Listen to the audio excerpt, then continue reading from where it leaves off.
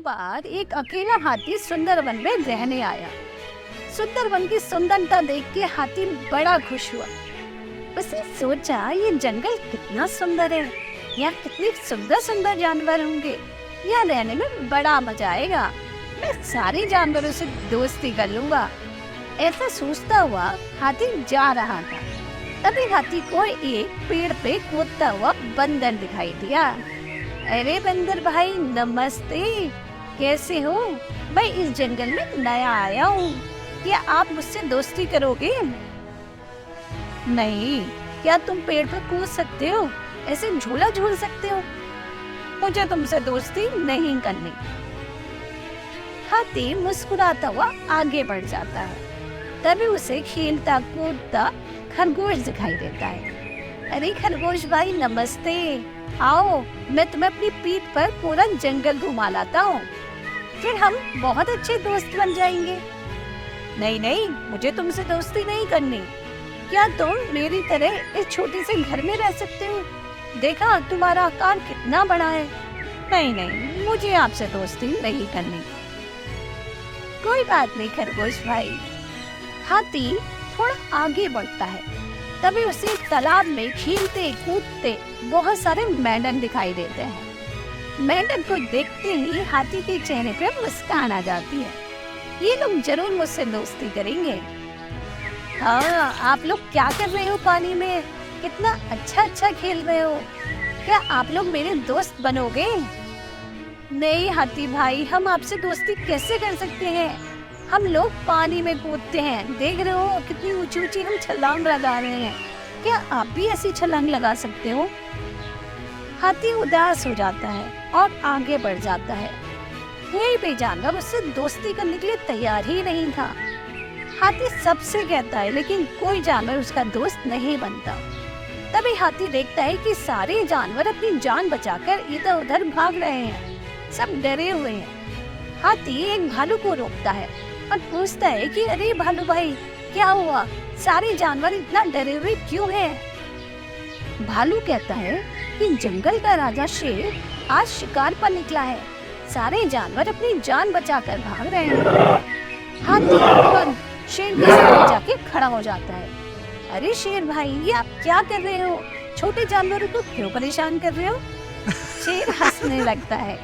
ये जंगल मेरा है, मैं इस जंगल का राजा हूँ, मैं जो चाहे कर सकता हूँ। तू कौन है? हट यहाँ से।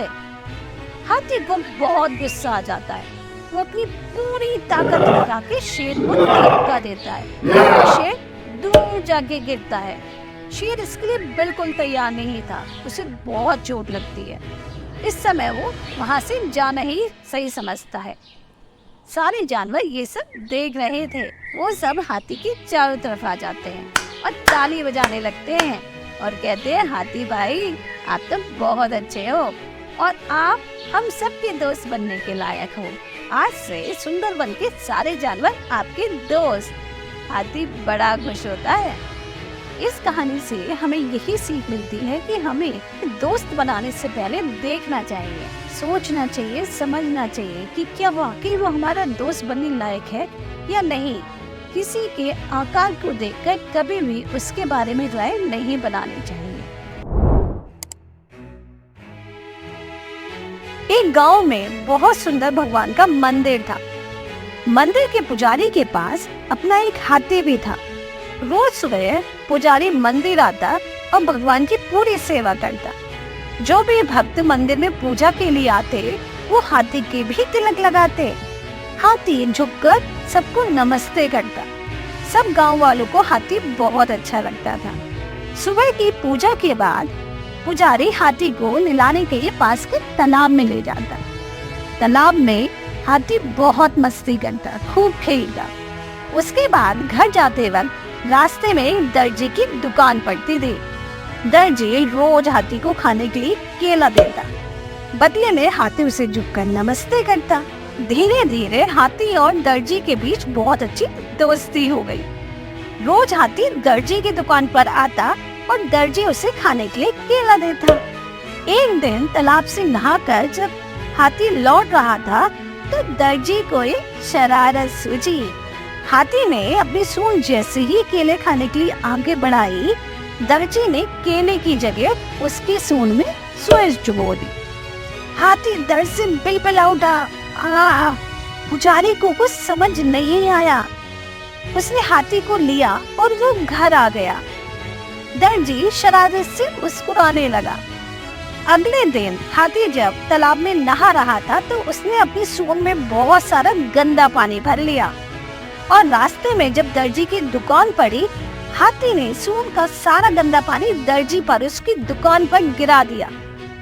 दर्जी की तरफ देखा भी नहीं। दर्जी हाथी को देख के मुस्कुराया भी, लेकिन हाथी बिना उसकी तरफ देखे आगे बढ़ गया। दर्जी को उसकी किए की सजा मिल चुकी थी। दर्जी को समझ आ गया था कि हाथी ने ऐसा क्यों किया। दर्जी हाथी से माफी मांगता है, उसे केला खिलाना चाहता है, लेकिन हाथी उसकी तरफ देखता भी नहीं और आगे चला जाता है। अब हाथी और दर्जी की दोस्ती खत्म हो गई थी। इस कहानी से हमें यही सीख मिलती है कि हमें कभी भी मजाक में भी किसी के साथ ऐसी शरारत नहीं करनी चाहिए जिससे दूसरे को तकलीफ हो। जंगल में एक हाथी रहता था जो बहुत घमंडी था। उसे लगता था वो बहुत ताकतवर है, जो चाहे कर सकता है।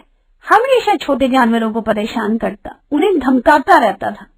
एक बार वो तालाब में नहा रहा था तो उसने देखा कि पेड़ के नीचे बहुत सारी चींटियों के घर है। उसे एक शैतानी सूझी। उसने अपने सूंड में बहुत सारा पानी लिया और चींटियों के घर पे जाके गिरा दिया। सारी चींटियां परेशान हो गई, रोने लगी। वो हाथी के पास गई। हाथी भाई, आपने ऐसा क्यों किया? हमने तो कुछ कहा भी नहीं था। हाथी हंसने लगा और चींटियों को धमकी दी। चुप हो जाओ वरना मैं तुम्हें कुचल के मार डालूंगा। चींटियां बेचारी चुपचाप चली गई। ऐसे ही रोज हाथी हर चींटियों को तंग करने लगा।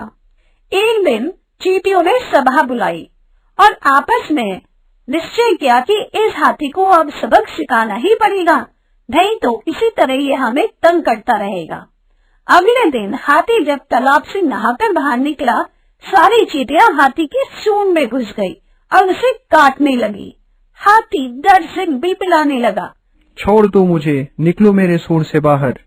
लेकिन चींटियां लगातार काट रही थी। हाथी चाहकर भी चींटियों को अपनी सूंड से नहीं निकाल सकता था, क्योंकि वो बहुत छोटी थी और सूंड के अंदर थी। हाथी रो रहा था, उसे अपनी गलती का एहसास हो गया था। उसने चींटियों से माफी मांगी। अब मैं ऐसा नहीं करूँगा। चींटियों ने कहा, पहले हमसे वादा करो कि आगे से तुम हमें ही नहीं, किसी भी छोटे जानवर को परेशान नहीं करोगे। हाथी को अपनी गलती का एहसास हो गया था। हाथी बोला, अब मैं वादा करता हूँ कि आगे से किसी भी जानवर को परेशान नहीं करूँगा। चींटियां सूंड से बाहर आ गई और चली गई। हाथी की हालत देखकर चींटियों को हाथी पर दया आ गई। सब चींटियां सूंड से बाहर आ गई और मुस्कुराती हुई वहाँ से चली गई। हाथी को अपनी किए की सजा मिल चुकी थी। इस कहानी से हमें यही सीख मिलती है कि अगर आप ताकतवर हैं, मजबूत हैं, तो अपनी ताकत का इस्तेमाल दूसरों को नुकसान पहुंचाने के लिए नहीं, बल्कि उनकी रक्षा करने के लिए करना चाहिए।